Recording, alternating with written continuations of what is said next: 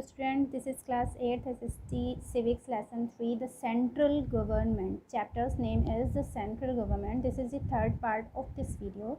In second part and first part we had studied about parliament and two houses, the Lok Sabha and Rajya Sabha. Now in this part we are going to study about law making procedures.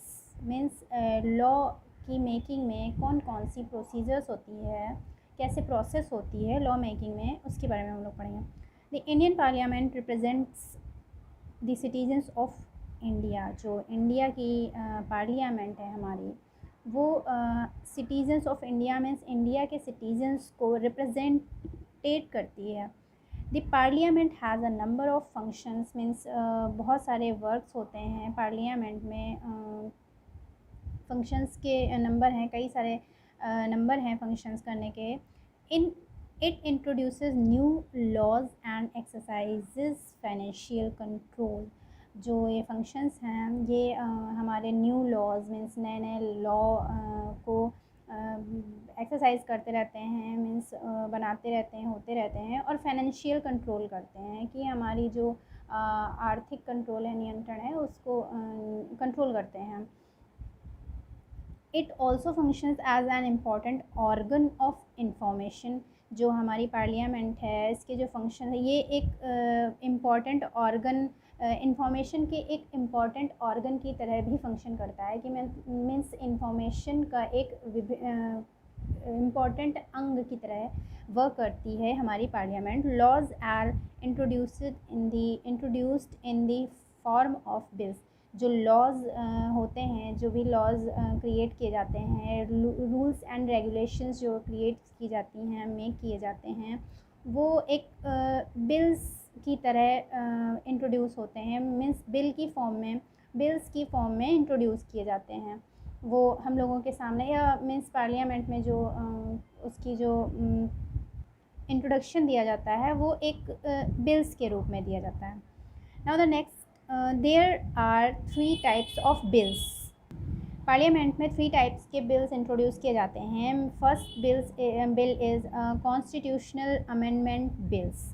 These bills seek to amend the constitution. Means constitution में जो भी amendment करना होता है, means संशोधन, सुधार या कोई भी चेंज करना होता है, वो इस बिल का वर्क होता है, जिसको बोलते हैं constitutional amendment bills. Next is money bills. Money bills, these bills contain provisions related to taxation and borrowing of money by the government.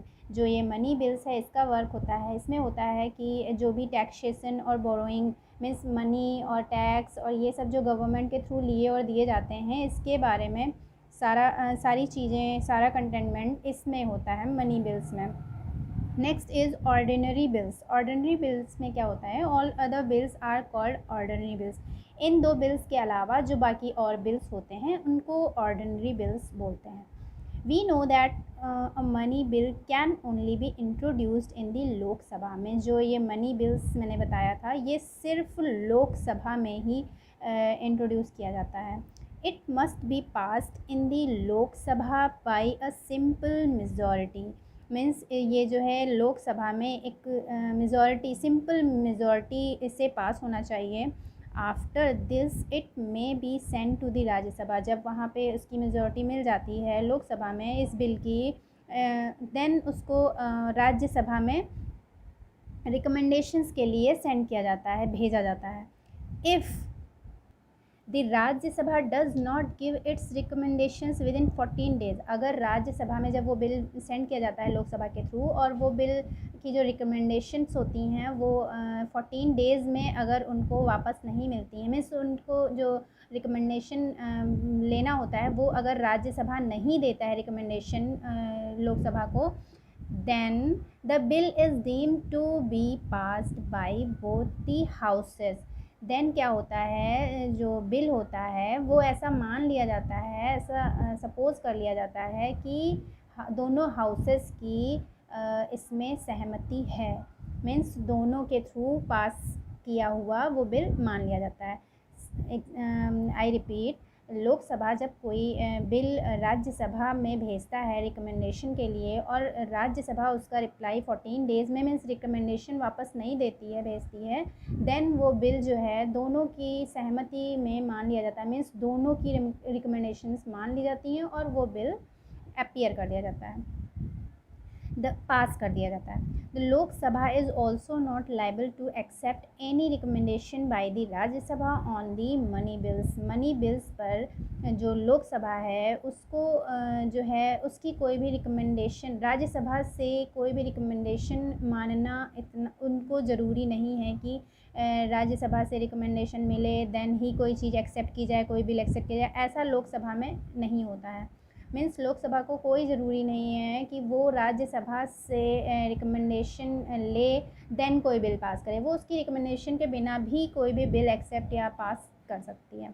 An ordinary bill may be introduced in either house of the parliament, और जो ordinary bills होते हैं वो भी parliament में introduce किए जा सकते हैं। It must be passed by both the houses. लेकिन जो ऑर्डिनरी मीन्स मनी बिल्स जो होते हैं वो तो लोकसभा राज्यसभा दोनों की सहमत की ज़रूरत नहीं होती है। लोकसभा उसको ऐसे भी बिना राज्यसभा की रिकमेंडेशन के बिना भी वो उसको पास कर सकता है मनी बिल्स। बट जो ऑर्डिनरी बिल्स होते हैं वो दोनों की जो है उसमें दोनों के थ्रू पास होना चाहिए। लोकसभा में से भी उसकी रिकमेंडेशन आनी चाहिए और राज्यसभा से भी। Houses by a simply majority of the members of present and voting. उन दोनों जो सभाएं होती हैं लोकसभा और राज्यसभा दोनों के मेंबर्स की मेजॉरिटी चाहिए होती है ऑर्डिनरी बिल्स की पासिंग में। मीन्स दोनों मेंबर्स दोनों सभा के मेंबर्स वहाँ प्रेजेंट होने चाहिए और उनकी वोट होनी चाहिए किसी भी ऑर्डिनरी बिल को पास करने के लिए।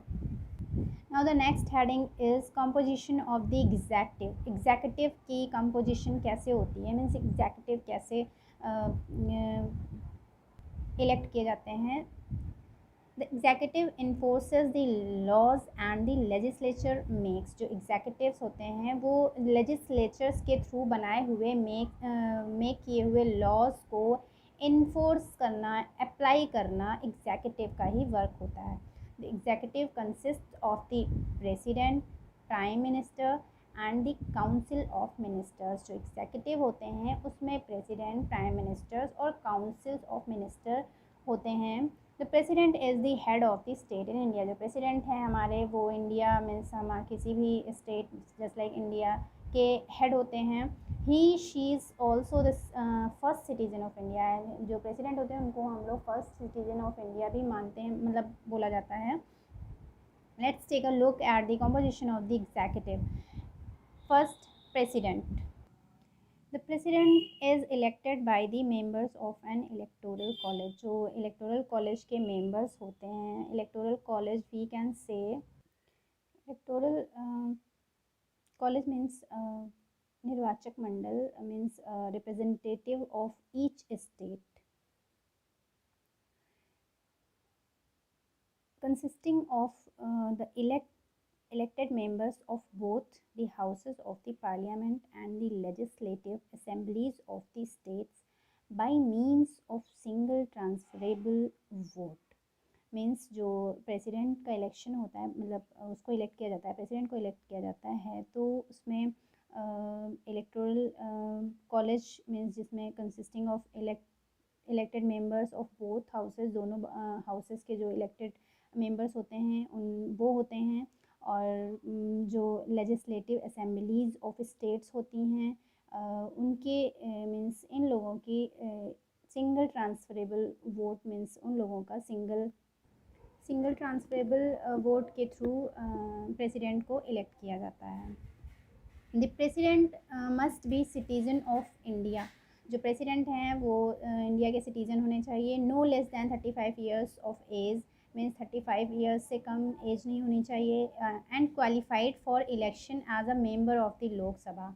और लोकसभा के इलेक्शन मीन्स उसके एज अ मेंबर के इलेक्शन में वो क्वालिफाई हो चुके हों। The term of office for a president is 5 years means जो प्रेसिडेंट की वर्किंग टाइम होता है वो होता है 5 years, and he she is eligible for री इलेक्शन, और वो री इलेक्शन के लिए भी एलिजिबल होने चाहिए।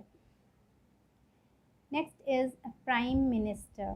The prime minister heads the council of ministers. जो प्राइम मिनिस्टर होते हैं वो काउंसिल ऑफ मिनिस्टर्स को हेड करते हैं, मीन्स उनके हेड होते हैं। काउंसिल ऑफ मिनिस्टर्स के हेड होते हैं prime minister. The prime minister is appointed by the president. Prime minister जो हैं वो प्रेसिडेंट के थ्रू अपॉइंट किए जाते हैं। Who also appoints other ministers on the advice of the prime minister. और जो अदर्स मिनिस्टर्स होते हैं उनको भी जब वो अपॉइंट करते हैं तो वो प्राइम मिनिस्टर की एडवाइस से ही उनको अपॉइंट करते हैं। The council is collectively responsible to the Lok Sabha. जो काउंसिल होती है वो लोकसभा के लिए रिस्पॉन्सिबल होती है। The prime minister act as a link between the president and the council of minister and communicates all the decisions taken by the council to the president। Mean जो prime minister होते हैं वो president and council of ministers, जो council के ministers होते हैं उनके और प्रेसिडेंट के बीच की लिंक होते हैं हमारे प्राइम मिनिस्टर। और जो भी इन दोनों की डिसीजंस टेकन और मीन्स जो काउंसिल ऑफ मिनिस्टर्स और जो प्रेसिडेंट के डिसीजंस लेते हैं ये लोग डिसीजंस, उनके लोगों में जो कम्युनिकेट करना होता है वो कम्युनिकेशन हमारे प्राइम मिनिस्टर ही करते हैं। Last composition is Council of Ministers. The Council of Ministers comprises cabinet ministers, ministers of state and deputy ministers. Council of Ministers में कौन कौन होता है? Cabinet ministers, ministers of state and deputy ministers, ये सब मिल करके इनकी एक ग्रुप को हम लोग काउंसिल ऑफ मिनिस्टर्स कहते हैं। Now have a look this diagram. We can see president जो कि पार्लियामेंट और असेंबली से मिल कर के बनते हैं, मीन्स इनके इलेक्शन से इनके थ्रू इलेक्ट किए जाते हैं। और vice president same as president, prime minister by parliament, council of minister by prime ministers, means council of ministers को कौन इलेक्ट करता है? वो प्राइम मिनिस्टर के थ्रू बनाए जाते हैं। पार्लियामेंट एमपी जो होते हैं वो लोकसभा और राज्यसभा। जो लोकसभा है वो बाय पब्लिक, मीन्स पब्लिक के थ्रू इलेक्ट किए जाते हैं लोकसभा के मेंबर्स, और जो राज्यसभा के मेंबर्स होते हैं मेंबर ऑफ पार्लियामेंट वो एमएलएज़ के थ्रू एमएलएज़ के थ्रू ये सभी लोग चूज़ किए जाते हैं। Now here this part is finished. In the next part we will discuss about the powers of the president and prime ministers. Thanks for watching.